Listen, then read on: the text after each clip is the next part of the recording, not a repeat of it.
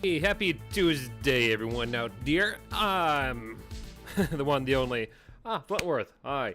Welcome to the Warrior Workshop, the show where we go and do our best to brainstorm all kinds of wacky player character builds for D&D and other tabletop RPG settings based on more of the, I guess what someone would say, popular characters we all love from, you name it.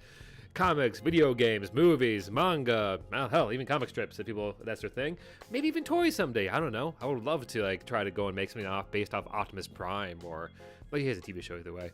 But maybe a fidget spinner or Furby, there you go. I don't think Furby has their own movie line just yet. But today, we are talking sort of by request. I wasn't planning to go and talk about this bloke today. But if you clicked on the thumbnail, you should know who I'm speaking of. I'm referring to, of course, to Akai Hayakawa. Yeah, I got the name someone on the first try.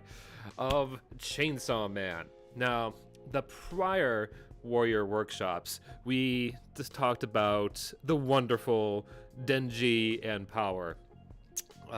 Who are both, individuals of this world, of this semi-dark fantasy setting based in modern times, are more, powerful. They're more, Power is a fiend. She's, part devil, and Denji is a human who has been fused with, the chainsaw devil. So they basically, almost by blood or just, certain happenstance, have powers engraved into them.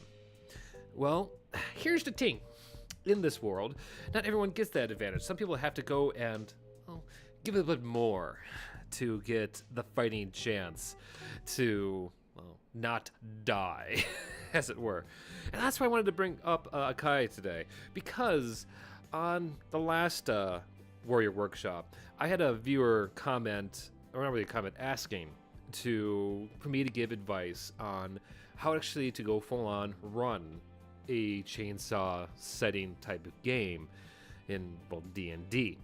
And initially asked, hey, what's your timetable? Because it might sound like a great topic to cover on Creature Creator, which is my video series where I typically do just that.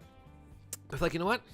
I want to get to this pronto because I had a lot I wanted to say and bring up, which makes today's Warrior Workshop a little bit different. See, if this is your first time checking this whole thing out, usually I just focus on building, the character, giving a little bit of light roleplay tips afterwards, with a few, suggestions on maybe better fitting modules or tabletop RPGs you could check out to play as that character. But today I'm gonna kind of split a little bit in half and half. So if you're watching this, the recording later on, you'll see down below in the description the different sections I'm planning to go over today. But essentially, for those watching right now, hi EK, I can do this in two parts. The first, I'm going to be talking about just that, how to really set up a Chainsaw Man world, and specifically how to go as a DM, and somewhat from a player side, because it could be like a one and done thing where you're making your character and you have to write up your own little backstory. You get that one little deal that's done, off campaign.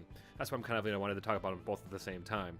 But how we're going to go and talk about how to go and set up a Chainsaw Man-esque, deal with the devil. Or contract, I guess is what they use in the anime. And the second half, we'll actually go and finally, build my suggestion on how to go and create your own Akai type of character build in D&D. But so I'm going to do my best to pace myself and to make sure to not waste your time. So at the very best, I'm planning to go for each of these for at most an hour in both. If I don't, it's okay. That needs to be kept short and simple and sweet. But before I go and just talk myself around those kind of details, before I get too caught up in the time frame of how to do things today, I'll just get right into it. So, if you're watching this live, please continue keeping me out in the background, doing whatever you're doing, or hey, continue watching me. That's awesome too. But yeah, let's talk devil contracts. So, a quick refresher on Chainsaw Man as a series as a whole, because that's worth laying the groundwork of what, for those who still have not seen the anime, who may be clicking on this on the off chance, Chainsaw Man is a action shoujin anime. Whew. That is quite the series of descriptions. Based on a downtrodden nobody gaining the powers of a devil who joins up with the government's demon hunting force to protect humanity from the various devils that plague the land. Because yes, in this series, devils do exist, and they are based on the variety of fears humanity has, tends to have. The greater the humanity has a fear in that thing, the more powerful that devil can be. So let's say someone's fear of, a duck might mean, hey, it might see a duck devil with, semi-little powers, compared to, the gun devil, who has so much, human fear for guns, is able to level entire cities in one freaking shot. And yeah, it puts humanity in a kind of a sticky situation, how to contend with that. Hence why so many of humanity, or those who are, take up the lifestyle, which, to be frank, usually does not have the greatest life expectancy. But those in humanity who want to go and help society out, or just need a paying gig, they go and they go out and fight those demons, they fight those devils. Often with the help of making contracts or agreements with other devils that aren't necessarily good, more so neutral.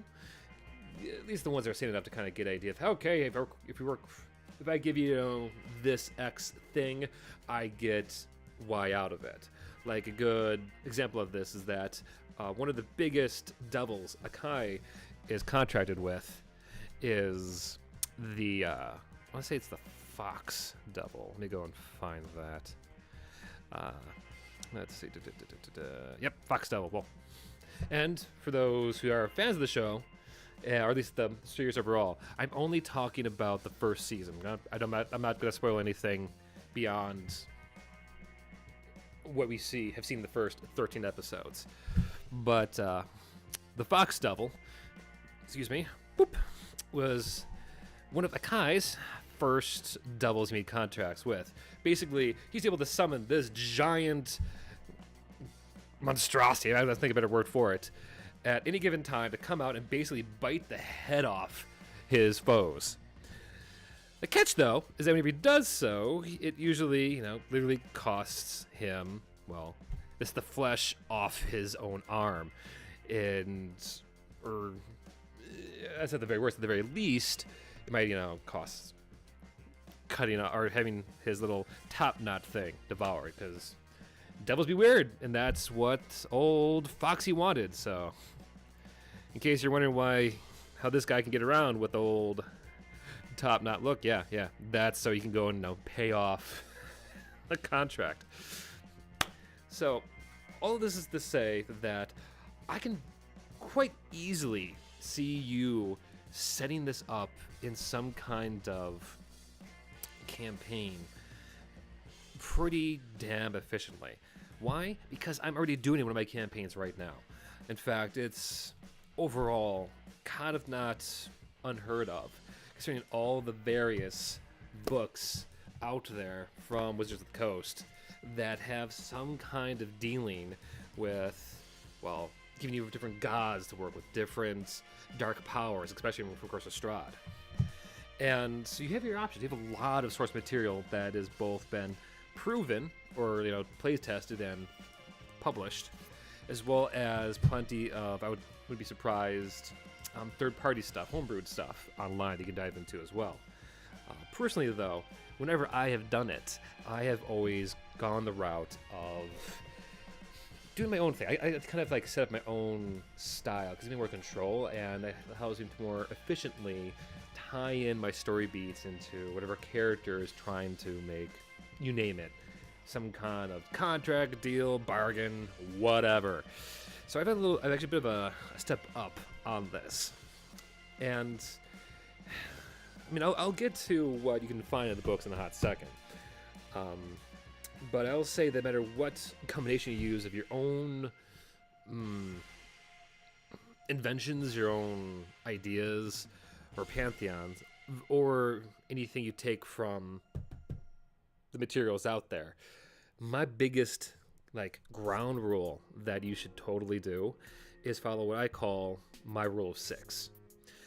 What I mean by the rule of six is that it is quite easy when making up your world lore to get caught up in building a pantheon so big that it rivals the Greek gods numbers, which for any kind of player, it would be a nightmare to try and remember. It would kind of dilute the number of possible pact makers you can make, and frankly makes it awfully hard to, well, for your players to remember them.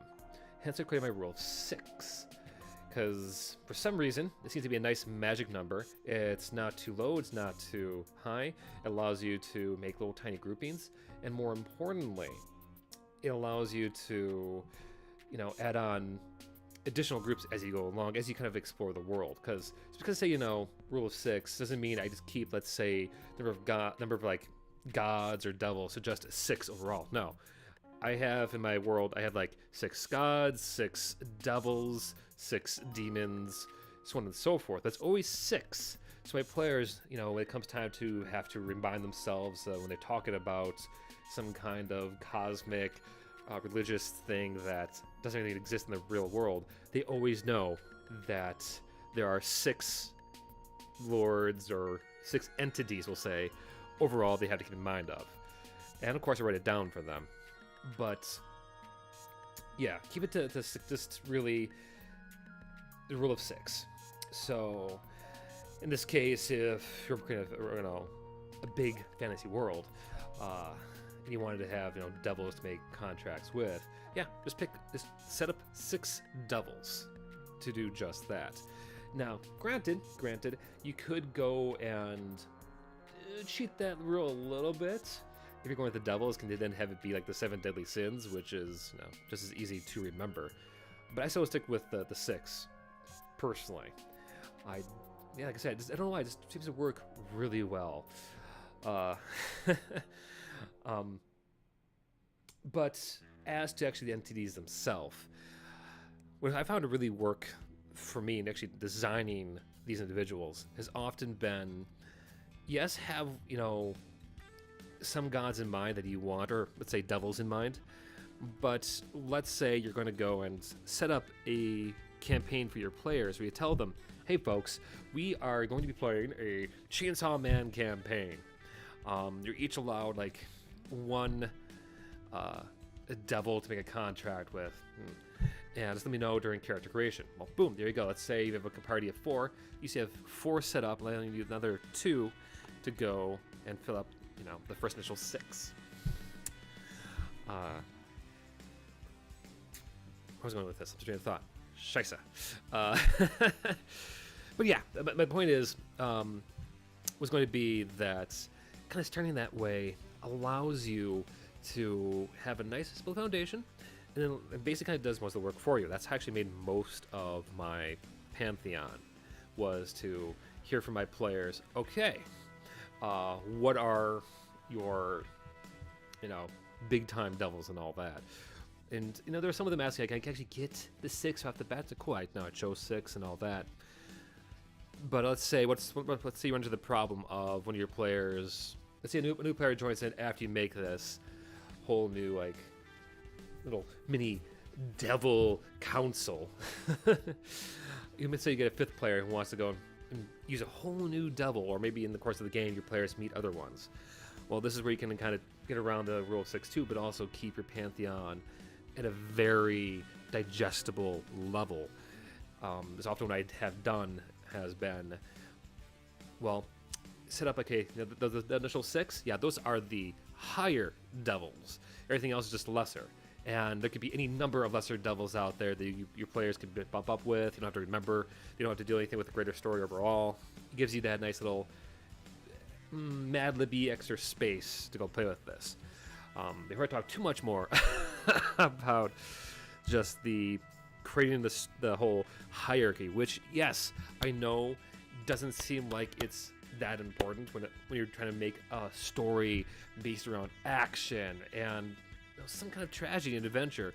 But frankly, it will matter to you, the DM, the GM, or even the player making up your backstory at session 0. It will matter to all of you, lore-wise, because the last thing you want is to find yourself with having too many devils of like the same thing. What I mean by that is, let's say you have one player who makes up, yes, I have made a contract with the fire devil, Lord Hades, and hot skip and a jump later on, maybe you drop like, oh yes, hi, I'm a fire devil, hi, I'm Inferno, and then maybe by mistake you there'll be the extra player like, oh yes, I want a fire devil too. We'll say he's Lord Dante. Yeah. So now you got Hades, Inferno, and Dante mixed with the other pantheon overall. Normally, you probably get around with it if your players don't care too much about loopholes, but it'll get to the point though your players will be like, okay, all right, which is it? I mean, we understand. Are they all the Lord of Fire? Is it just one? Is it just one with like multiple nicknames or multiple personalities?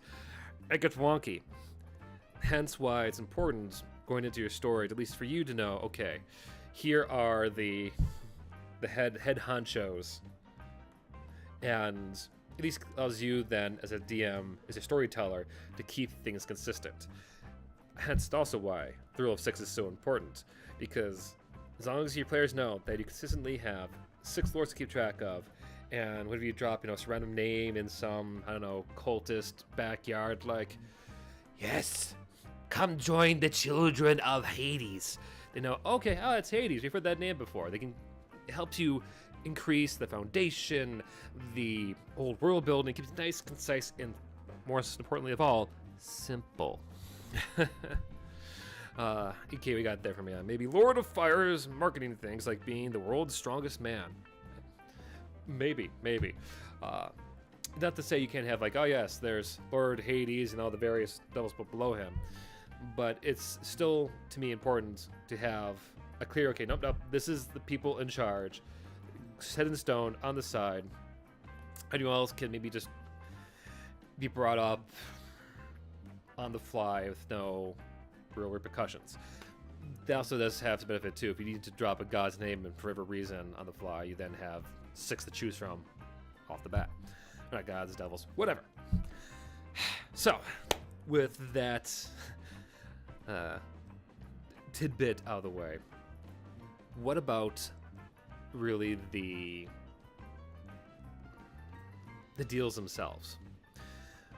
Yes, we go to the deals and kind of skip for now any kind of, because it's in there, it's clearly there in the TV show, inner conflicts between the devils. Well, that is really for you, the GM, as well as your players to kind of decide and play out as you go along what are really like the lines, the battle zones for that.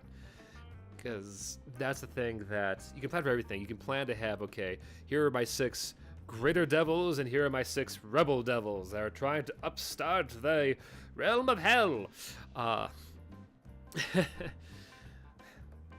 Point being, that kind of like level of conflict is something that you should kind of design for yourself.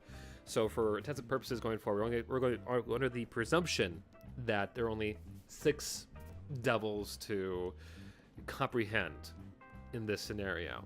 In fact, let's go and actually use the figures I'm actually using in my own current D&D games. Let me bring them up real quick. But I am though. Let me say that when it comes to actually making deals with your players, or any kind of contracts, is that my biggest advice outside of like the rule of 6, I guess the next big rule would be to really never, ever, ever force them into it. Because these deals are meant to be like railroaded onto them.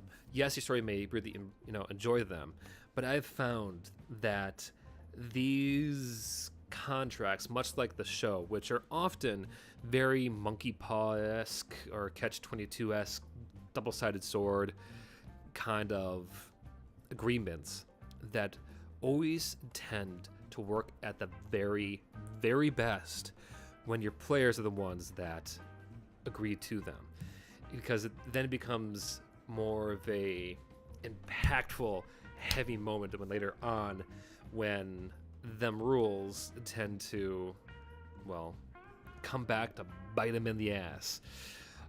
More on that in a hot second. So here's at least 2 of the characters I have. We'll keep it simple. I have like a full menagerie of fate, as I call them, that we could discuss today. But for this intents purposes, I'm going to show you at least 2 today. Both of them drawn by artist friends of mine that I absolutely adore. But here, dear viewers, let me introduce you to the figures that I call. And can I? Okay, that's great. I don't care if the lore is up. Let me introduce you to 2 of my devilish characters from the campaign called the Chrono Chicks. Yes, that's what they call themselves. I love those gals to death. But meet Copper, this lovely lady on the left, and the Miner, this lovely bloke on the right. Now, these 2 come from, like I said, a menagerie of entities from beyond the stars and beyond realms of thought and time and space to come and effectively make deals with the people of my gaming world to help them change their fate. All these characters were inspired at a time when actually I was in LA, when I felt like many people my age, us millennials, where I had no control over my destiny, my future, and would give almost anything to make things go my way. But of course, after some reflection, I realized like how bad that could be, how dangerous it could shake up everything if I was to make a deal like that. Like, really would truly be able to give up almost anything to change my fate, and hence these characters were born. But both of them come from this mindset of, one, keeping things simple and ominous. You can never go wrong with ominous when it comes to creating any kind of like devilish, creepy pact maker. Pact maker in your games. I thought it was going to be used as an adjective, but no. Yeah, but if you have like a pact maker in your game, you want to keep them mysterious. You want to make sure when the players talk to them that they have this almost immediate sense of nervousness. Like, they're not really sure when they're talking, remember, about to make this agreement, whether it's actually going to bite them in the ass or maybe make things better.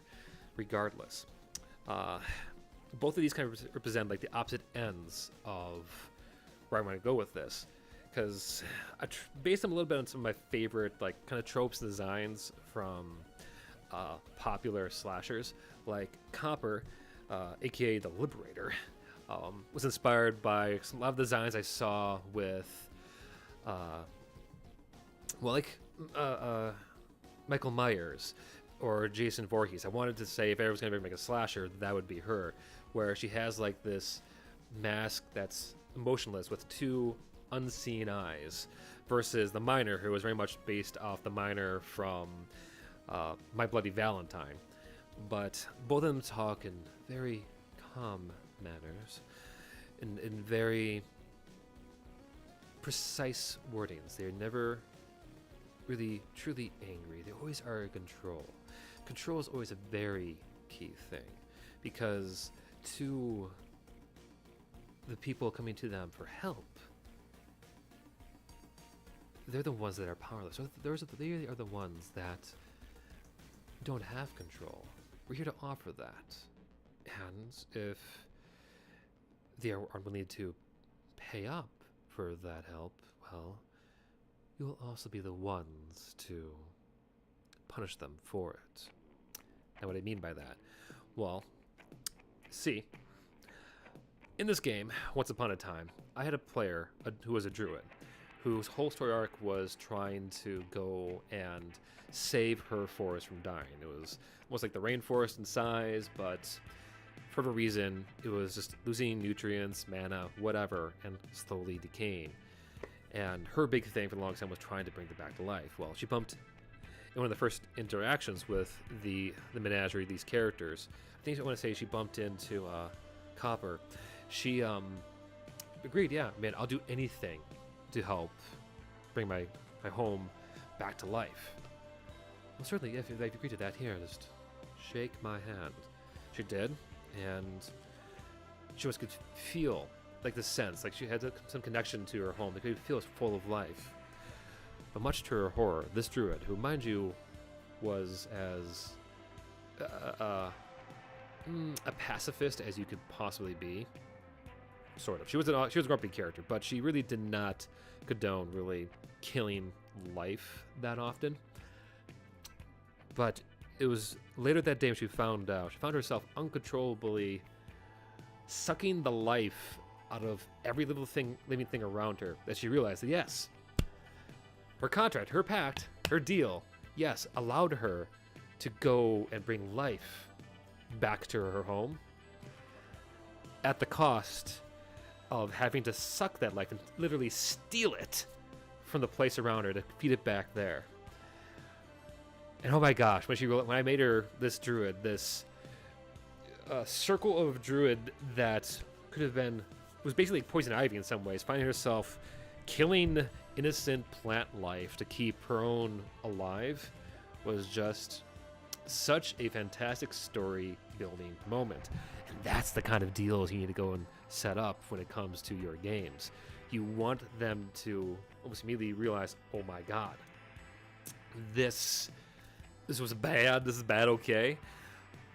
And the cool thing is, if you're going to run a game based on Chainsaw Man, is that they technically know what's at cost when going into the deal. But they take it, anyway, because to not would mean possible catastrophic consequences. And there's two parts to developing a good deal like that. Hang on. EKA, so you're watching there. You could even tie this into D&D chronology. Devils make legal pacts so you can fight unlawful demons that are attacking your home. Yeah, exactly. I don't think I've ever read the chronology side of things yet. I do have Mordecai's Tome of Foes, or was it Mordenkainen's? Whatever.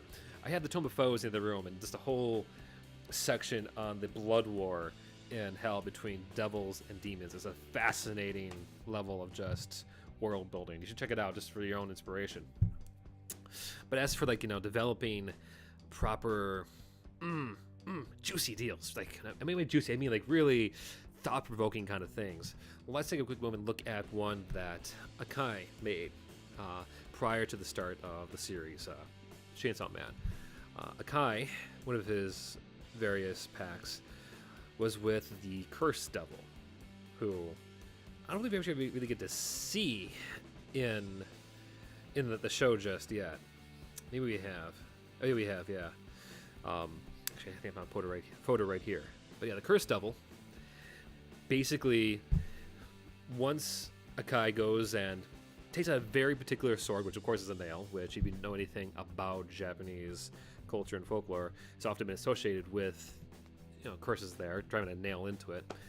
But once they do go and get, I think it was like 4 or 5, stabbings with this blade, the Cursed Devil will come and immediately kill his target.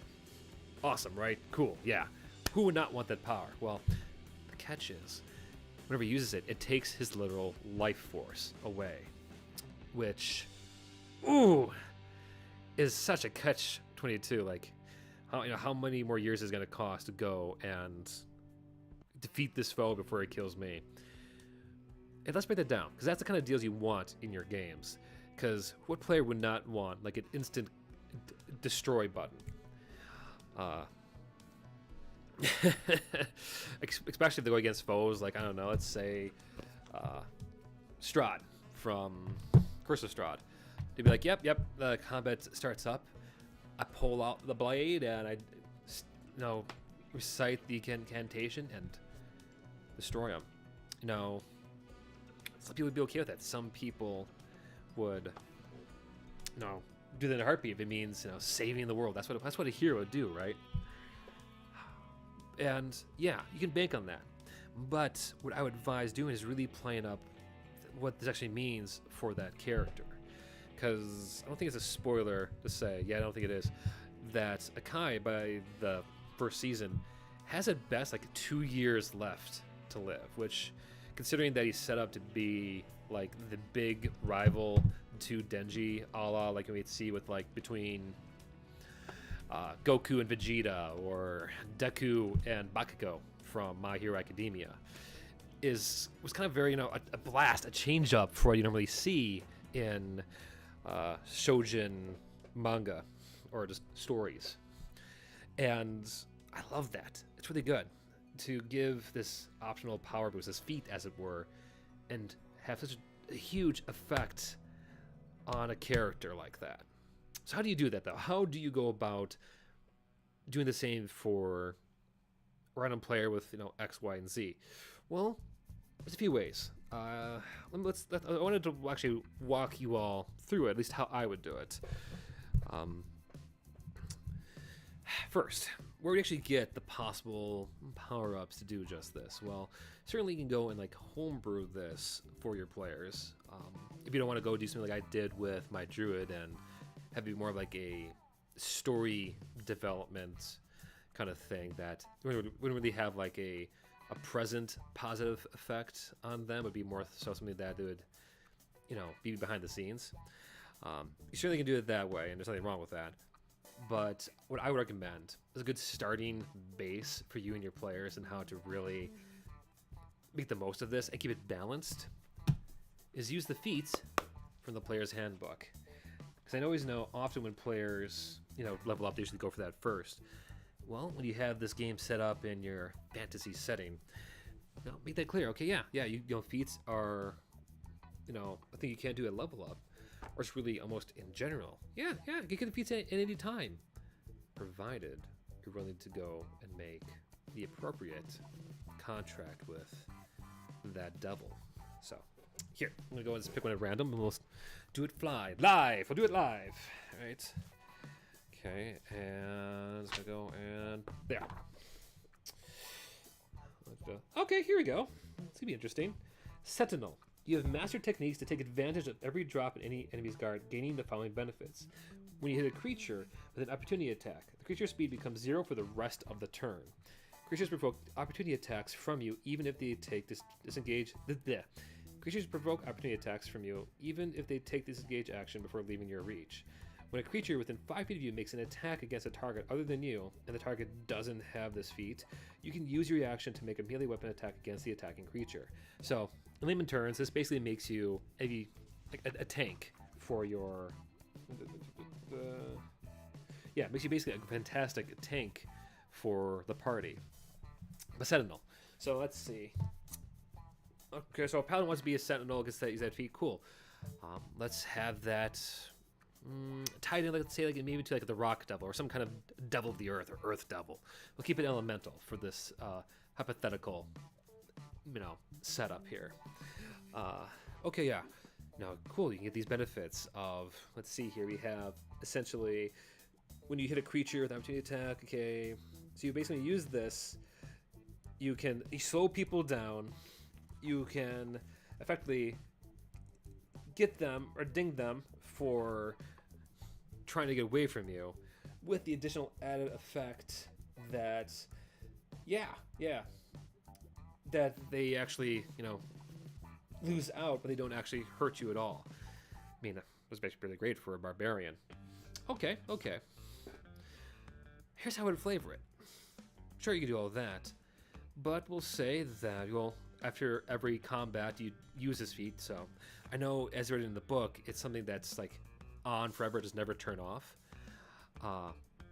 But what I would do was, you can, it's a free action. You say I'm going to use Sentinel for this fight. Cool. Yeah, for the remainder of the fight, however how long it is, you have this ability. but at the end, you have to go and roll a percentile die. So basically 2d10s or a d100 if you prefer. And yeah, that's how much your body, based on that roll, will say gets turned into rock, which is stone. So with the long-term threat that the more you use this power, the more and more your character will literally become solid rock. Maybe the percentile would be too harsh. Maybe we'll just say, keep it like, just at 1%. So, because yeah, even if you only use this thing, like, yeah, most campaigns don't have like 100 fights to them. But that's up to you as a DM to kind of give them more reason to force them to use this kind of thing. But just imagine that over the course of your campaign, especially if you give this to them early on, just how they slowly go and become more and more made of rock, of crystal, where you can have them like roll Constitution to say, okay, you just kind of deal with the stiffness, because you have to make it painful, of course. This isn't like, a good thing, yay, that they get to have. It's the whole catch-22. It's this, not like you're trying to scare them. You're trying to really play up how much their heroes are putting up with, are contending with, to go and save the day, to have this extra power. Many DMs fear the Sentinel Devil. Love it. EK. In a campaign like this, negotiation would suddenly become very important. Exactly. That's another big thing too. On top of the whole, the players have to go and be the ones to agree to it. You cannot force anything on them. It should be like, selling them a cursed item. Like, you need to, as a DM, make it sound as appealing as possible, where they feel like it's a tough balance. We need to go in there and make it as appealing as possible without, one, making it overpowered, and two, with making it at least more appealing enough that they will set aside negative effects. And there's so many ways you can go about it. Like, for instance, let's say a big popular one for my players is to pick up the lucky feat, the free reroll one. Okay. Which basically can be kind of tied to divination and all that. So maybe you can have it that for like every time they use it. Cool, great. You, the DM, also behind the scenes, gets to like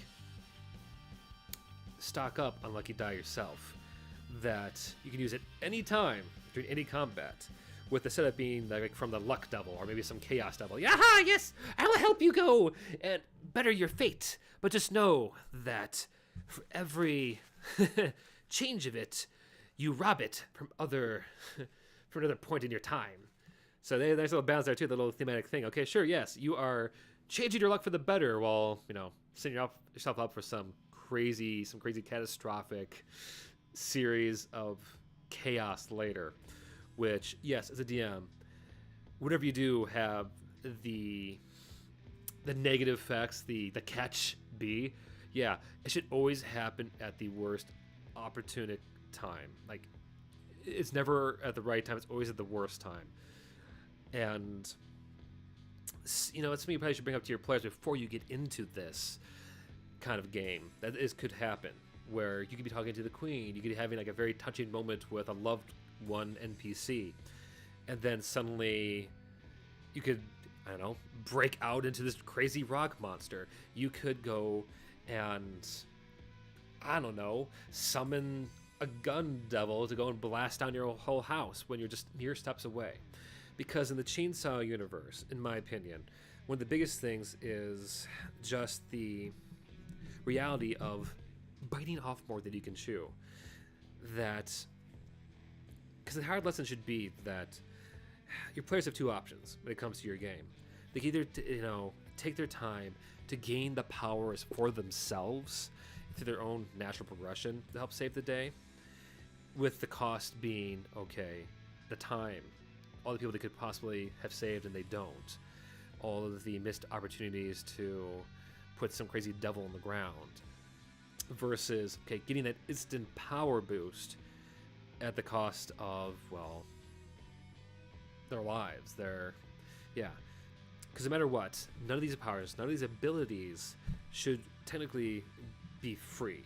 They should always come at a cost. And to quote Doctor Strange, at some point, the cost comes due. The payment comes due. You have to go and bring that back to really have that dramatic punch to your stories. And from there, where you go with it, it's really up to you, because that's the cool thing I love about talking about all these characters, about this whole contract making kind of thing, is that it can be like tacked on technically to almost any campaign setting to really kind of bring it more to life. Like I mentioned earlier, the campaign with my menagerie with Copper and the Miner.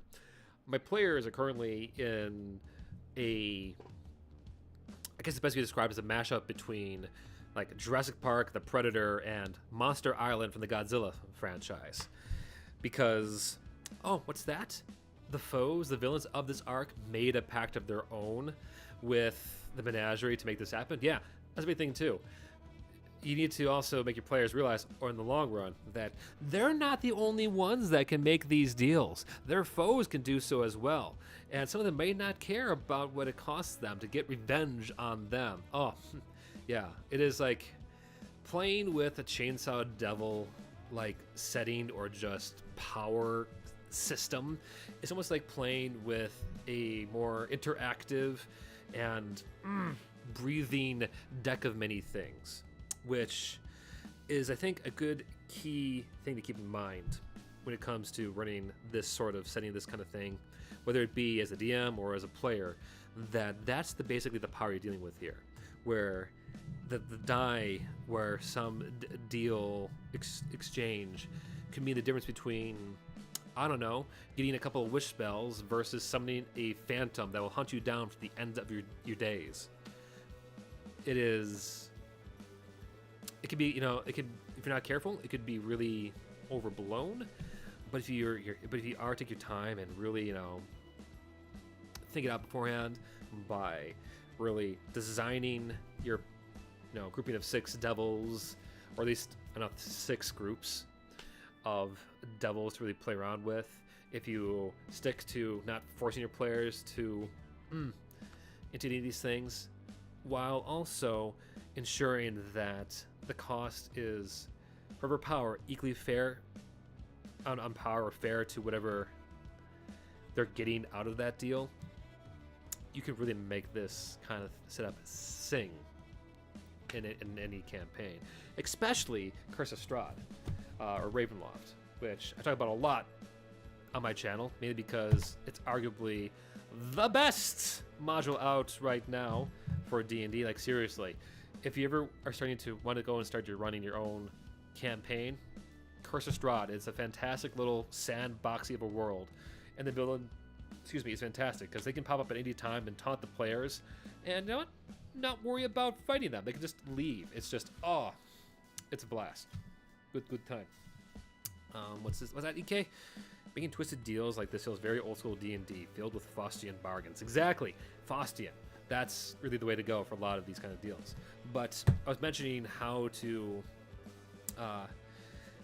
about some of these kind of deals. One other good example, I mentioned this earlier, if you didn't want to go make up deals yourselves. In the Curse of Strahd module book, in the section on the Amber Temple, which is in the back, so spoilers if you're running this campaign or in this campaign, leave for a bit, just so you go and read off some of these things. But the Amber Temple is filled with dark spirits at Ravenloft, who are can give the players all kinds of Faustian level deals. If you're looking for one yourselves in character build-up or in your other campaign, just want to go and offer your player something, flip through these pages here and you'll find plenty of juicy ideas to get started with. Or even to go and maybe I want to switch up, reflavor to your wishes. So let's see here. I'm just going to read one at random. Here we go. The vestige within this sarcophagus offers the dark gift of Savnok, the Inscrutable. Savnok's gift is the power to shield the mind. This dark gift takes the form of a mind blank spell cast on the beneficiary. The spell has an extended duration of 1 year, after which the dark gift vanishes. The beneficiary's eyes melt away upon receiving this dark gift, leaving empty sockets that can still see. Woohoo! Yeah, so I think to kind of mention there too, that any kind of like price your players have to play doesn't have to be limited to just damage or game mechanics. Kind of think similarly to my druid basically sucking the environment around her dry of all its life energy. That never really dealt damage. It was always to the environment, so it didn't really matter in the long run, except for role-playing things. It was still so gosh darn effective. Oh, hey, I have Curse of Strahd, but no idea how to run modules. Well, that's okay. That's okay. I mean, it explains why you watch me and hang out here and all that. But yeah, modules. Yeah, I should talk about that at some point. But yeah, because modules, especially Curse of Strahd, it's always best to think of these things like cookbooks. You don't have to go and like throw them back to back, but you can easily go and like with a few of them, especially the Death House module or a chapter in Curse of Strahd, is a fantastic place to get started using these kind of books. What was I gonna say here? Lost train of thought. That's okay. But Curse of Strahd though has, or even like the Van Richten's Guide to Ravenloft, has all kinds of different sections on how to go and set up not just the deals you can make, the repercussions you can have. It also can have, help you really inspire the various ways you can have the interaction take place. Like, have the devil come into a dream, have them just stop by casually in a coffee shop. I think, frankly, my favorite is probably the coffee shop thing, because this is the idea that your players, minding their own business, maybe some casual role play, get essentially offered a magical cannon that they can use just offhandedly by their drinking buddy. Is just, where stories are made of in this hobby. Hey, cool. By the way, I continue the FNAF D&D campaign. Awesome. Actually, thank you for bringing that up. I am in the middle of editing my latest creature creator on Sister Location.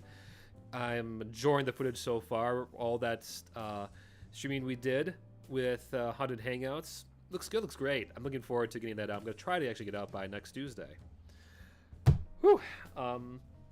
But yes, in the Ravenloft guide, there is an entire section on dark gifts here that you can go and check out. And I think my favorite, though, is probably how the different gifts kind of like enter into you. Like, okay, let's see here, like soul echoes. Let's see, my soul is linked with that of a person elsewhere, perhaps in their domain, world, or plane. You gain proficiency in 2 skills of your choice. You can speak, read, and write. Okay, yeah. So yeah, basically this almost like the soul echoes, how they write this here. It's like, okay, yeah, you have the skills of someone else, but also have the skills of yours, or here and there, which is cool, okay. But just offhand thinking about something like that, where, oh yeah, it's cool. I find myself connected to someone else. I gain these really cool powers and abilities, almost for no cost at all. Hell yeah. Cut to later. What do you mean the main villain has what used to be very unique, special set of skills? How dare they? Oh. See, that's the kind of like, yeah, you've done your job with making these Faustian deals if your players that are on going just like, oh no, when they realize when the other foot falls. Yeah, what's this? We need a TMT, Teenage Mutant Ninja Turtle FNAF Battle Pizza Wars. EK, one of my favorite comic book characters is probably the Ninja Turtles. I would probably easily spend a whole month talking about them. Oh god, if they have an idea what my next Warrior workshops are going to be. My character got killed by the murderer out of self-defense and by police. Sounds rough for that. Yeah, I love that. There's nothing wrong with giving a murderer hobo what they deserve. But before I forget, though, last thing I want to kind of bring up when it comes to talking about making packs and deals, there is no better tabletop role-playing game you could do this, in my opinion, than, of course, Call of Cthulhu, with all of its various Lovecraftian monsters and eldritch horror gods. That, would you consider that this book does have a magic system for what typically is being set in a 1920s, New England setting? Gives you so much potential. But yes, you can make contact with some being outside space and time to go and cast the spells of flight, fireball, and all that. But at the cost, you slowly lose your mind. Oh, love it. I think as a final note on just some of my favorite deals I made in the past for my campaigns is that I had another player who met up with what was essentially the equivalent of my Phantom of the Opera. They were very much dark spirits. They were creepy. They were, of course, Curse of Strahd. But it basically gave them the power to melt their foes with their instruments. It was kind of a trippy way to me to have like a character slowly get corrupted by, I don't know, something outside. It would seem like, creepy. And the player, God bless them, the player, upon seeing their arm slowly transform into some kind of like Akira metal monstrosity, almost like Terminator hodgepodge thing, moments after they went and just melted a guard's face off with the power of jazz, went like, cool. And immediately across the table, our most, usually quiet and easygoing player, over the table went to the others, just went, guys, we have to kill Lute, the bard's name. And it was the funniest thing ever, because that's the thing too I love about a lot of these deals, is that you can have heroes who, bite the bullet, take the weakness, the arrow in the knee, so to speak, to help save the day, because no cost is too great if it means saving the world, versus the villains are like, what, I want my revenge no matter what. Of course, there's like some middle outliners there who are totally fine with what's going on. Like, hey, awesome! I have the power to melt people's face off with jazz, all with the all at the cost of becoming a robot.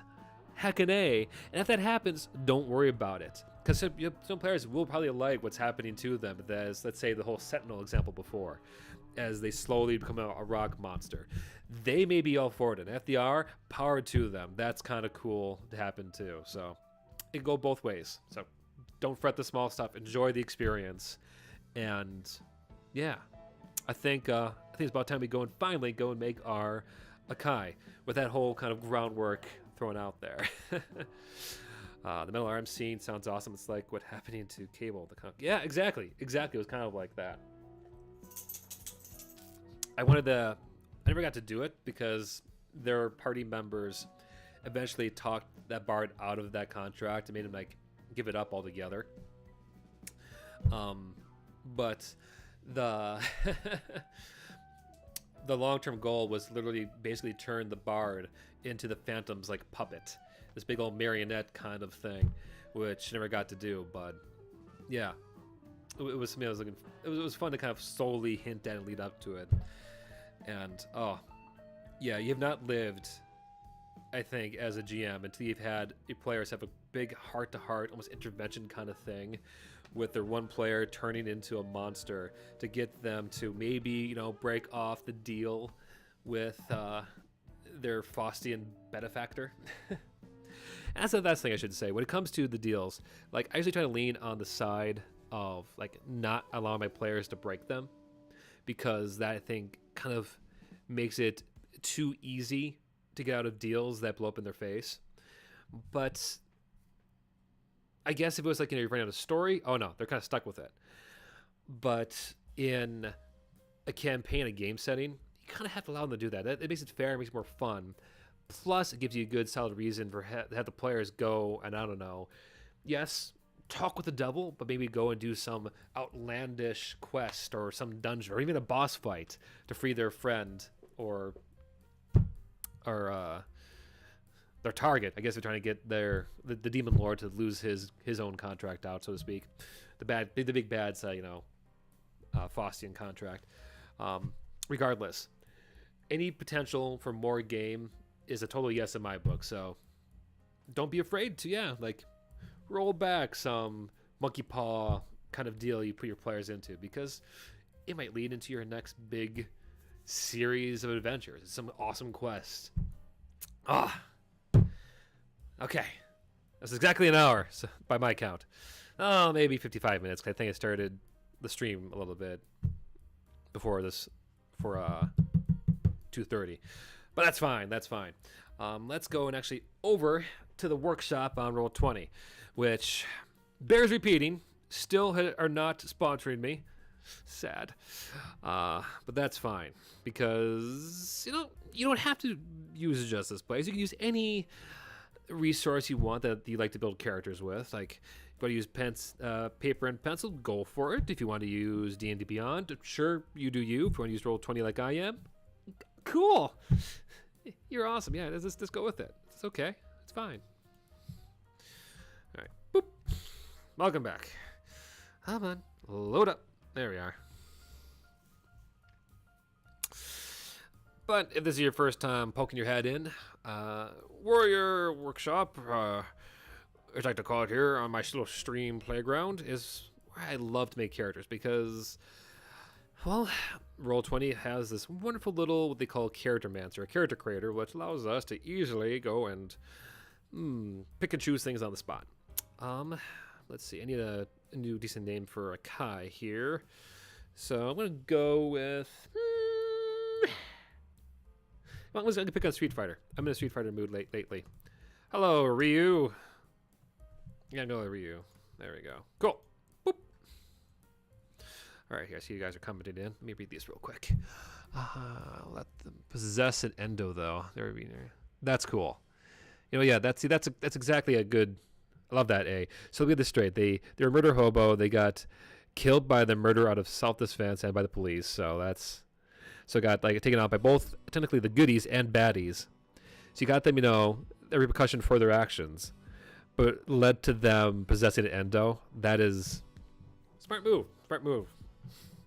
Because you can show that you're not against killing their PCs, their heroes, if they push you too far, but also really give them a chance to continue on the story arc. I like that. Cool. Casey Jones is built entirely centered around the tavern brawler feats. Yeah. It depends on your version of Casey Jones. I'm a big reader of the IDW's line of the Ninja Turtles, which has been going on for a while, almost a good 10 years now. It's wild how long that was going on. But yeah, that's a whole other stream I can go on and just gush about my favorite comic book series. Let's get creating. Okay. Race. So, prior workshops. Let's see. We have Power, which I believe I made as, I want to say it was a Tiefling. Tiefling was them. I think I made Denji a human. Akai, or Ryu, thematically, is supposed to be kind of the opposite of Denji almost in every way. Denji was kind of given his power, versus Akai was really, I don't know. He had to pay for it hard a lot, and much to his detriment. So I think in this case, if it was going to continue this little party we've been building with our Power, Torque, and our Gregory, our Denji there, I think I'll have to go keep the theme going and keep Akai a human as well. It's because Akai is a little bit of white bread in terms of just personality. I think that's kind of short, but his your first impression of the guy is that he's not extraordinary. So human, I think, is the best way to go there. Before they died, A writes in, they destroyed Foxy and wanted to steal Foxy's suit after he became an Endo. At the end of FNAF 1, we're going to have the destroyed Foxy attack the character. Gregory, you need to vent.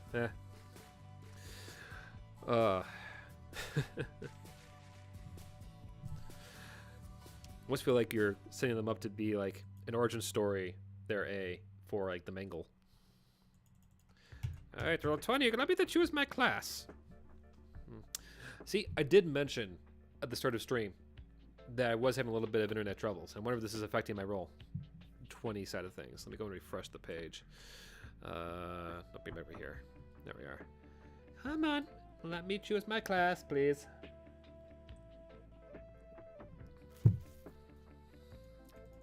There we go. And no, I'm wrong. Gregory was actually the animatronic build I did at the start of the year. Spot was my Denji. Ha! So you have Rio, Spot, and Torque as my Chainsaw Man stand-ins. Love it. Okay, I think I got it working again. Cool. All right, I've been thinking really a lot about this ever since I started the plan for the stream on Sunday. I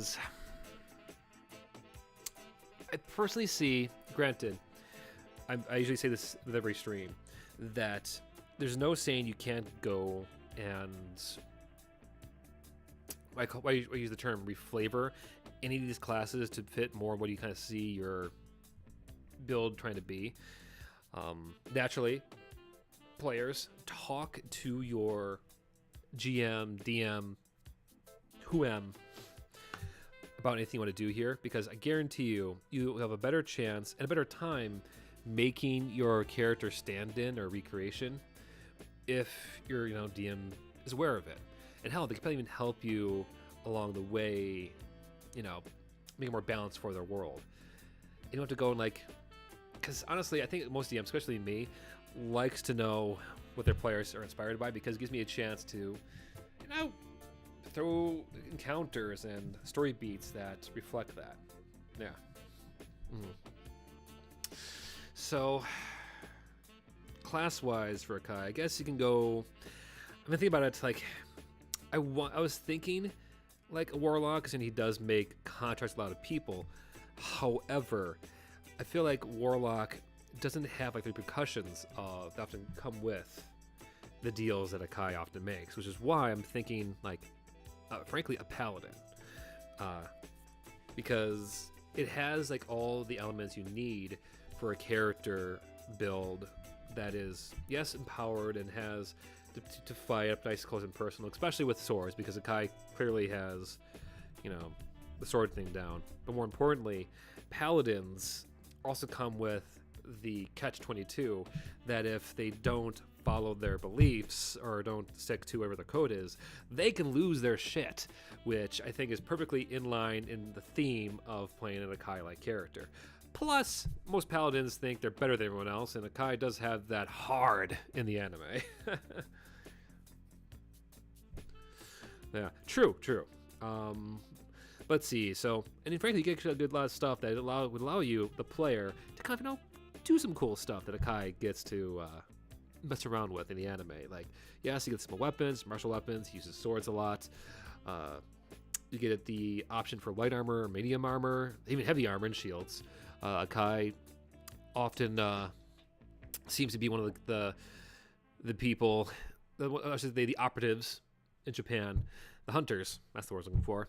That always seems to be most prepared, so it allows you to,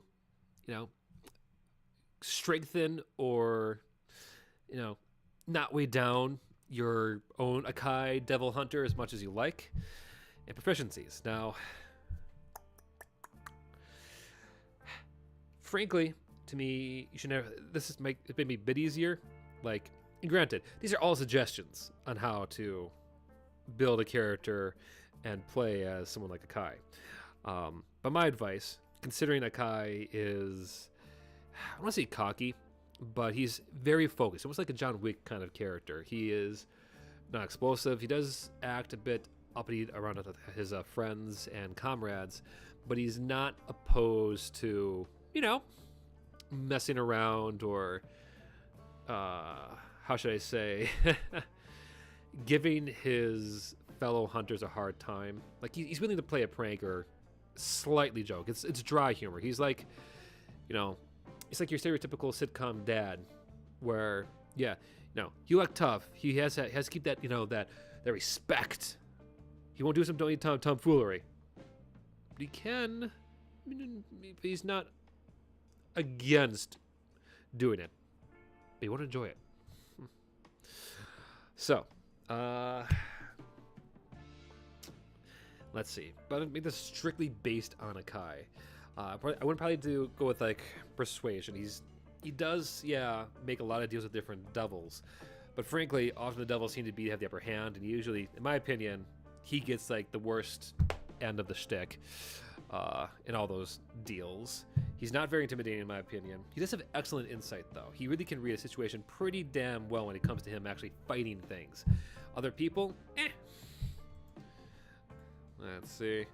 And frankly, I would imagine, athletics, because, Akai, despite the fact he doesn't really have many, like, physical power-inducing abilities from his contracts, he is one nimble little monkey. He's no stranger to parkour, as it were. Okay. But with going with Paladin, you get the benefits of like lay on hands, divine sense, which you can go and, if you want, play out to be, lay on hands is your Paladin. Maybe you're gonna a health kit if you want to go too far into the magical stuff. Divine sense, considering the amount of tools that Paladins and Hunters have, doesn't have to be something that they personally have. It could be like a tool they bring out, which you can reflavor to be that, hey, a part of my Devil Hunter's hunting kit is like a little compass that can like target when magical, supernatural shit is around. But yeah, so you can really have to play a lot with Paladins to get as close as you can to an Akai build. Plus you get all the lovely equipment, which we'll talk about later in the equipment tab. Abilities. Let's go and break these down. We'll go with the standard array. Naturally, this could probably change based on how your DM does the stats side of things. Frankly, considering what I've seen, fortunately, as a human, Akai will be getting like a bonus, and like I'm not saying all these across the board. It's just like a general +1 to all of these. So, frankly, I kind of want to give him charisma. No. Yeah, this is lowest. Oh, gosh. I would say, actually, a character like Akai is very much more stoic. He does have that intelligence for strategy. However, I would say his wisdom is not as high. This is going to be tough, actually, now that I think about it. Let's see. Maybe he's the lowest. I would say comparatively to the things he ends up having to fight more often than not, that strength. Let's see, actually, what it is here. Just suggested abilities is strength, charisma. Okay. Interesting. So, despite, like, the abilities themselves, like the actual, like, skills you will get for the Paladin, the abilities you need to beef up will probably have to go and like give your Akai recreation. Some things like there's no character may not have. This actually could work out for us because, I would say Akai maybe give him too much intelligence. Let's go and say, he does. I'll give him a decent 15 to his charisma, because sure, he may be blind to how he is like. Oh, see ya, A. Probably left already. I hope I didn't miss you there, buddy. What was I gonna say? Yeah. So yeah, sure. He may be a smooth talker, making a lot of deals with different devils. I would say though that he often is not wise in the deals he makes. So I'm very tempted to give his wisdom like an 8. But I think it makes... I'll go with 10 for wisdom. This is rough. I guess this really depends on your opinions of Akai. Actually, probably give his strength as a bit... he's better strength, though. Oh, this is hard. Okay, I can make charisma 15. Let's go with strength at 14. You can always write it up as that. It could be the deals that your Akai has made. I think I'm wondering if she may make this a fighter.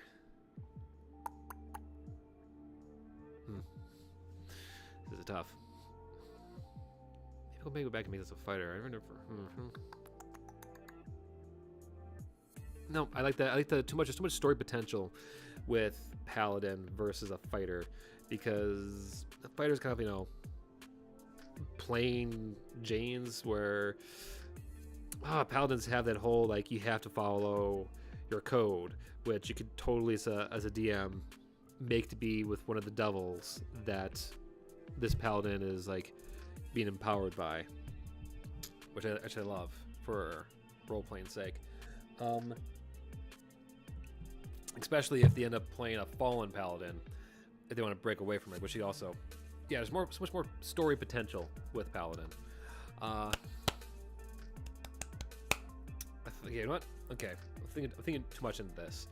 Yeah, keep it at 15, I would say, or at least your highest stat to charisma, to kind of reflect how, Akai makes a lot of deals. He's a smooth talker. He does use his words carefully. He does clearly have a lot of strength, being able to take on monsters and you name it because of those deals he has made. He also has fantastic dexterity, basically being able to like spider monkey onto monsters willy-nilly. He is a smoker though. Maybe that's what I should put down for Constitution being low. Like, he has like barely like no life left because of all the deals he's made. So okay, there we go. That's where I put the lowest skill in for Constitution. Leaving intelligence at, you're like with either intelligence and wisdom, duking it out for the last two stats. So yeah, Akai strikes me as someone who's not exactly wise making all these deals, but I think he's more intelligent than wise, so we'll do that. Yeah, I like that spread. Okay, so there you go. Constitution 8, oh my god. Hopefully his AC is not that bad. Let's see. Background. Yeah, if you're not really aware of this, backgrounds are so important when it comes to building characters, because some of them actually give you some decent bonuses. So, in my opinion, I would probably go with either maybe a folk hero, soldier, perhaps, because he does have like that mindset of being like a loyal soldier to. What is their name? I should know this by now. What is their name? Makima, his boss. Let's see, any spoilers here? Here we go. That's the few spoilers I can show on here. The wiki's not really great at hiding these. But Makima, that's just her. There she is. Akai's boss. Yeah, she really tends to use Akai much like a loyal dog, as it were. So social kind of works best here. Besides, this is true actually, because in the anime, he does have some authority with the police and all that, and to sort of order him around, so you can usually play with a bit more with that in terms of what this can give to your character build here.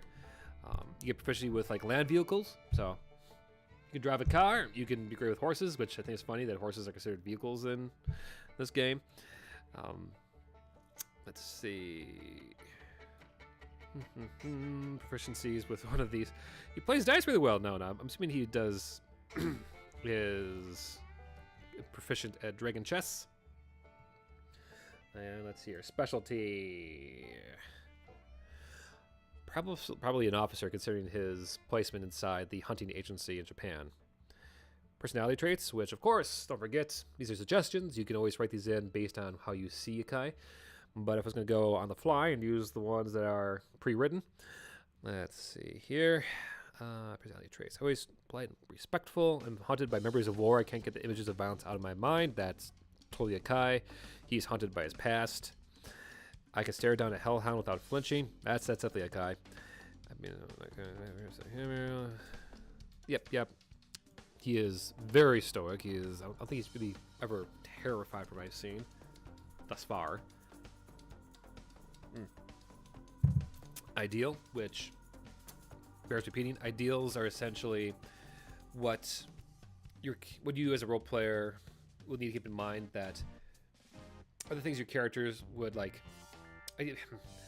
Ideals are basically what fuel what your character will do without being forced. Like, oh yes, those are part of my ideals. I will go do the thing. My ideals are to always fight for cookies. Cookies are in danger.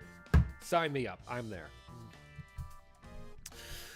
Let's see. In this case, yep. Our lot is to lay down our lives in the defense of others. That sounds like kind of me. Bonds are basically, as I see it, are like the key element that gets your character to do things that they wouldn't want to do. Like, what's that? There are carrots in danger? Well, I don't like carrots that much. However, I can't stand food being wasted. So your bond might be you don't like to be food getting wasted. So keep that in mind. In this case, for what was suggested here, I was still made down my life for people I served with. Some of my life saved. So I see my life on the battlefield. To this day, I'll never leave a friend behind. I'll never forget the crushing defeat my company suffered. Yeah. Akai definitely lives by survivor's guilt, and it often has pushed him to do some things for that greater good kind of mentality, and to bear with situations or even like colleagues who seemed, less than ideal. Flaw. The monstrous enemy we faced in battle still leaves me quivering with fear. I have little respect for anyone who is not a proven warrior. Yep. It's determined. It is like revealed real quick in the anime that Akai has no patience for the likes of Denji and Power at first, considering how how they don't take any of their current lifestyles seriously at all. Yeah, Akai is big on respect, or at least on respecting authority, and yeah, he is not a fan of his kooky counterparts, which some may say makes him a bit of a stick in the mud, but I say makes him a fun foil to the other characters in the series. Moving on. We go with the equipment suggested in the book, because I don't think anyone in the right mind would like to go and do, buy their equipment, or was it called starting wealth? Yeah. If you do that out there, power to you. But I think if you're watching this right now, you're probably not going to go and do starting wealth. But let's see here. Let's see. Chainmail, Holy Sword, which you can easily go and reflavor to be anything you really want. Like, because I've shown before, and there's plenty of stuff out there to kind of go and retrofit D&D to be for more modern settings. But the Holy Symbol, gosh, there's so much you can go with based on world lore, based on inspirations from the TV show or the manga, that I don't have time here right now to go over in detail. But let's see. But yeah, Holy Symbol, though, if I was going to do it personally, I might make it a cigarettes, because I just love the idea that how much Akai likes a good cig when he's stressed out. And just something to be said with, lighting a cig and just like using to cast a spell. Like, don't do drugs, kids.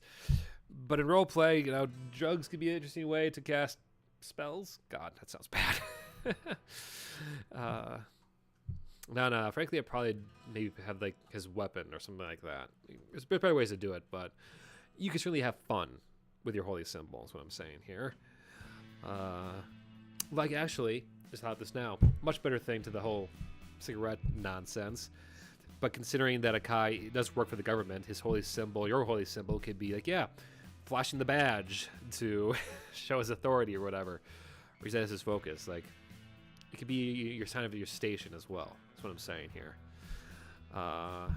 Weapons. Well, easily longsword has to be one. And trying to think what else he's used. He doesn't use weapons too much. He usually uses his own hands often. Think about it. Do. Bow. You know what? I'd probably go with a short sword, honestly. Like, you don't have to have your character use the same, like, cursed sword that Akai uses, but the fact that he uses blades so well is just, yeah. See, back, yeah, he uses other swords than the one on his back. Forget about that. But no, yeah. He's a sword boy. He's very much like a samurai in that regard. Let's see, he gets a throwing weapon essentially, or another simple weapon. Keep it the whole bladed tactic, or the blade style seems kind of perfect. And I'm assuming he'd be more of the explorer's pack. Background, insignia of rank, trophy, for taking it from a fallen enemy, common clothes, belt pouch, and bone dice or deck of cards. He seems like a card player to me. But that's just me. That's my opinion. Okay, no feats just yet. No. Okay, no spells. Now no feats. Cool. Bio. This really is always dependent on what you see your devil hunter to look like. So, fill that as you see fit. But let's see how this rolls thus far. I always love doing this. My favorite parts. Building the character.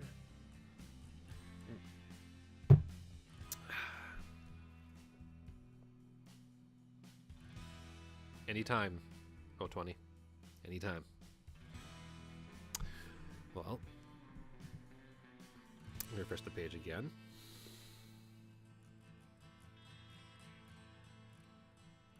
Come on.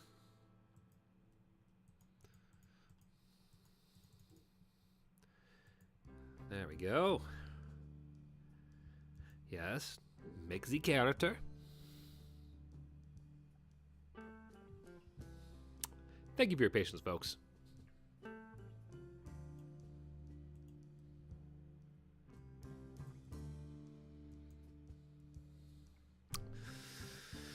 That changes.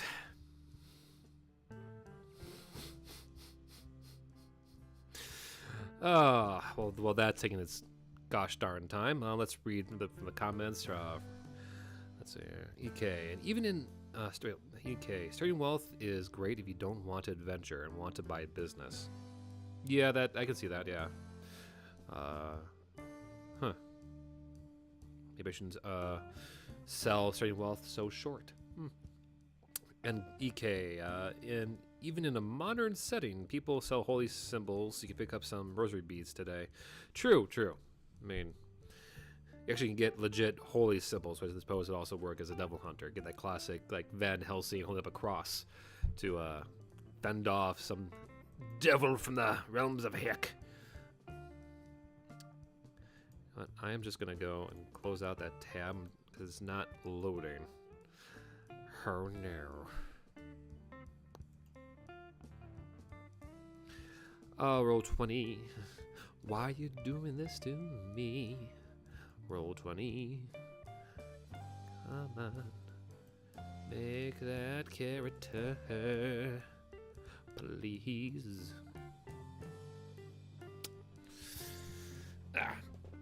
Maybe I'm waiting for this to maybe work.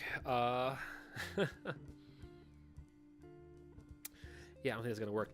So I can't go and show you how it rolls or how the final things come out. I'm going to leave that to cook on the side, as it were. But let's go and talk getting this character to, like, level 5. Because to me, a build doesn't really ever come together completely until you get them to level 5. Now, Paladins got quite a few across the board in the different books. And I really like to see them all, but I guess today we're going to go with what's really in just the main book, because that's all I have here next to me right now. Everything else is safely on my bookshelf in the other room, and I don't want to leave you all in dead air for too long. But that's fine, because there's a few fun, I think it's oaths, I want to say, for Paladins? 82, let's take a look. It's in a book. Reading Rainbow. Here we are. Okay, great paladin, quick build, body blur, blah, blur. Yes, it is Sacred Oath. Okay. Now, the nice thing about building a character like Akai is that they are very, very prone. I don't say they're very open to going with like classic stuff. Don't want to get too complicated to recreate Akai and, well, as a paladin. Just try to. Come on, you want to see the character sheet.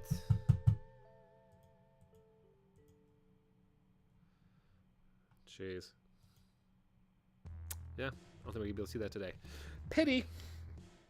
So, but as you go up as paladin, you get a few things. Like the first big thing is you eventually get a fighting style, which, looking at the stuff over here, I would highly, highly recommend you go with what's the great weapon fighting one, because considering this build so far is, leaning towards and like preference, that's the word I'm looking for, preference towards swords, getting an extra little oomph to those attacks will do you a lot of good. In this case, great weapon fighting, when you roll 1 or 2 on a damage die for an attack you make with a melee weapon, but that you are wielding with 2 hands. So remember, I gave Ryu here a longsword, so that would count. You can re-roll the die and it must use the new roll.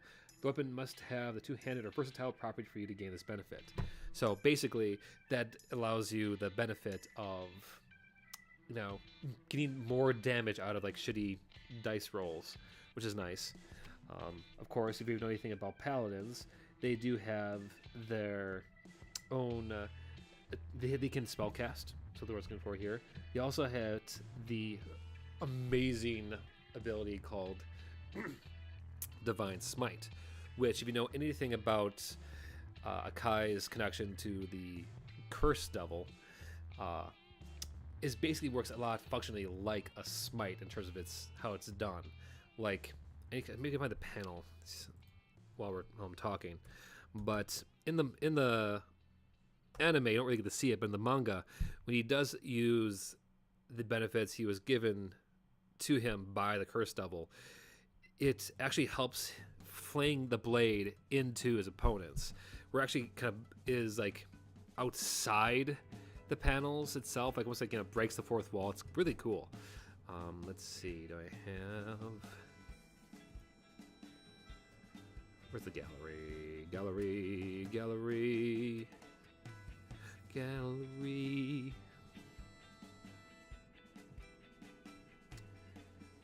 Let's not have it here. I'll find that. Let me do it this way. Nope. Got this here real quick. Thank you. Just hold this thought. It's really cool how they do it. Yeah, here it is. Check this out. Come on. But here. See that on the side? Yeah. That little creepy ass finger is the Curse Devil helping Akai stab the blade, the flick, into his opponent's back. How cool is like getting the chance to scratch me like that as like your paladin smite? That's the kind of shit I'm talking about you could do with a paladin build for an Akai character. That your literal patron, your devil that gives you your power, or a devilish god, if you want to frame it up, literally comes down and helps you flick your blade into your foe's back. Like, it's badass, man. It's badass. It's cool. You also get, a variety of things. So you get divine health, which a divine magic flowing through you makes you immune to disease, which, considering the amount of deals you would need to make in an Akai kind of character, would certainly mean that, yep, your soul has already been like spoken for to other people. Yeah. Poison's not getting you. One of them are. You do get to choose your sacred oath, which is what I mentioned earlier, which is, there's a few of them. There's like an oath of devotion, of the ancients, of vengeance. Considering the nature of Akai's background, vengeance would probably be the best one you're looking for here, because it's the solemn commitment to punish those who have committed a grievous sin, which, considering how often Akai tends to make Faustian pacts for the greater good, for the sake of almost vengeance. Like this whole quest in the anime or manga or just the Chainsaw story overall is to go and take out the gun devil, which killed his family. So vengeance is very much his thing, which gives you the benefit of, like, let's see here, fight the greater evil. Faced with the choice of fighting my sword foes or combating lesser evil, I choose the greater evil. So these are things you need to actually do, otherwise you lose all this stuff. No mercy for the wicked. Ordinary foes might win by mercy, but my sword enemies do not. Which, yeah, Akai is very black and white. So this kind of like all fits in to the level of roleplay would have to do with this kind of character. By any means necessary, my qualms can't get in the way of exterminating my foes. Very much in line with making pacts without the care of how much it takes his life away. And restitution. If my foes wreak ruin on the world, it is because I failed to stop them. I must help those harmed by their misdeeds. Like, Akai is so self-sacrificing to a fault. It's crazy. It's insane. More importantly, the spells are really nice. You get things like Hunter's Mark, which gives you a boost on of damage to your. It gives you a bonus to your attack rolls. Your damage rolls on the things you're fighting, which is typically a ranger ability, but to be used by a paladin, it fits the whole devil hunter background. You have like hold person and misty step, which be really handy considering I made essentially this character to be almost like a glass cannon. Like, you could be sneezed upon and probably would be knocked down pretty damn hard. Like, I would not be surprised if the sheet ever loads that he has like an AC of like 10, probably, I want to say. Yeah. Banishment, Dimension Door, and these are the things you get like at higher levels. Like at 5th level, you would have Bane, Hunter's Mark, Hold Person, and Misty Step. Misty Step, so much you could have fun with there in terms of like how that takes place, because that's the beauty of playing with a demon hunter, paladin, Akai inspired creation, is just all the ways you can reflavor it to make these things happen. Where like, yes, like his Misty Step could be the devil actually reaching up from hell, grasping them, pulling them down, and then like yeeting them somewhere else. Like, you could have that level of just beautiful descriptions as a DM, or give that to your DM to take advantage of. I just love it. And I guess it bears one last thing I wanted to actually say, specifically when it comes to playing Akai, they should be ready for. Once again, this is only based on what I've seen, or what should I say, what we've seen in the current anime, which is just the first like 13 episodes, would probably be a very long running series. I would be surprised if it only gets like 2 seasons. But the key thing you need to remember, or try to keep in mind as you play out this character, is be ready in the very likely chance you may not get to experience the rise, fall, and all the everything in between of Akai. Like, there's no saying, if you play this character, you have to be playing it at a point where you've made so many deals that you have your character only 2 years left to play. You could be playing the Akai at the start of his demon hunting job, or it could be at the very end. It could be at a point in time where he did actually go and save the day. He made the deals he had to, like, kill some unseen devil that happened well before the plot even began, and he's like a grizzled old man now that joins the party to help, helps them, mentor them to help save the world, for all we know. That's my point, because with any kind of these builds, with anything you make inspired by some hero or character you really love, get ready for them to maybe grow to something else that's entirely new, something entirely fresh. And that's cool. That's exciting, because you may get the chance to play the top knotted, stoic, no nonsense hero who actually does get to go and fetch his family. Or maybe he's the one who gets to bring them back to life. I don't know. Maybe he moves on, maybe he does not. Regardless, have fun with it. And yeah, and enjoy seeing them become your own unique warrior. Whew! That was a lot of talking I just did right now. But as much as I would like to have gotten the chance to roll the character sheet, at least I showed you how I would make it. This is like, one of the many unfortunate things when using a digital device. I can't just like do it with the rolls in front of me, because all the details are still processing. Like, seriously, it has been like this entire time I've been talking. This is a shame, which is is a shame. So I would love to I don't know, play up a smite or two. I don't know. Huh. But I think that is really all I have to say on Akai today. So if you hung out for this long, thank you so much for watching up to this point.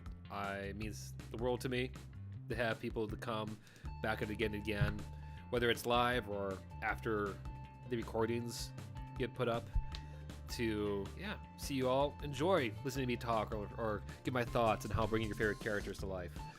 As I said, during this stream, I am in the process of getting out the next Creature Creator, which hopefully will be out next Tuesday.